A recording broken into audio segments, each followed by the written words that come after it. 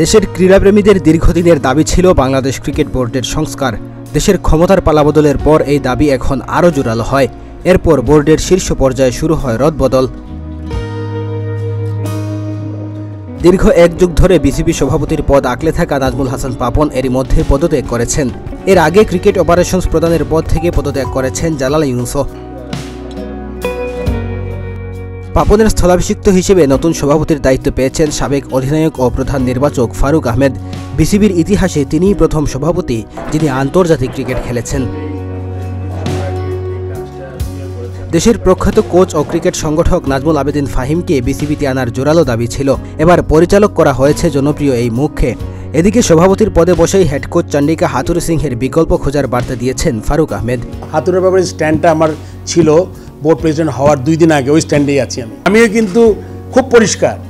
এখন আমি মনে করো যেই চেয়ারে আমি ওইখানে পয়সা করতে পারি, এটা আমি কিন্তু করতে পারবো না। I can't be that rebellion as a president of the. এটা তো আবার রাগ বিরাগের বশবর্তী হয়ে যাবে কাজটা, তাহলে কিন্তু আমার ওতটা নষ্ট হবে, ওইটা আমি করতে পারবো না। তবে এখানেই শেষ হচ্ছে না ক্রিকেট বোর্ডের সংস্কার।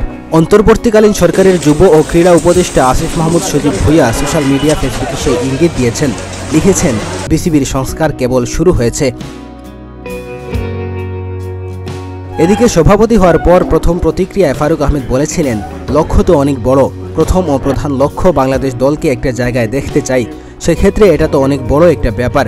কিভাবে দেখব? অনেক জায়গায় আমাদের কাজ করতে হবে। আপনারা জানেন যে অনেক দিন ধরে কাজ হয়েছে, হয় নাই, অনেক প্রশ্ন আছে। বোর্ড সভাপতির পাশাপাশি সংস্কারের কথা জানিয়েছেন ক্রিকেট বোর্ডে নতুন যুক্ত হওয়া পরিচালক নাজমুল আবেদিন ফাহিম।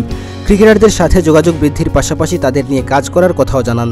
আমাদের প্রথম যে কথাটা আলাপ হয়েছে সেটা হচ্ছে যে সবার মধ্যে কমিউনিকেশনটা খুব ভালোভাবে দরকার এবং গ্যাপটা না থাকাটা খুব জরুরি। সো দ্যাট একটা ডিপার্টমেন্টের সাথে আরেকটা ডিপার্টমেন্ট আলাপ করতে পারে, কমপ্লিমেন্ট করতে পারে, কোথায় কী দরকার সেটা যেন কমপ্লিমেন্ট করতে পারে। সেইটাতে যেটা হবে কি, যে কেউ যে কোনো ডিপার্টমেন্টে থেকেও কিন্তু অন্য ডিপার্টমেন্টে ইনপুট দিতে পারবে, অবজারভেশন শেয়ার করতে পারবে। আমি জানি, কারণ শুধু যে পাইপলাইনের কথা যদি বলি, গ্রাসরুট লেভেল ক্রিকেটের কথা বলি, সেটাই না। বাংলাদেশ ওভারঅল ক্রিকেট নিয়ে আমার গত 20-25 বছর ধরে আমি চিন্তা করেছি এবং সেই চিন্তা 1-2 ঘন্টা না, কিন্তু প্রত্যেক দিন অন্তত 10 ঘন্টা করে। মেহেদী হাসান তালহা, প্রতিদিনের বাংলাদেশ।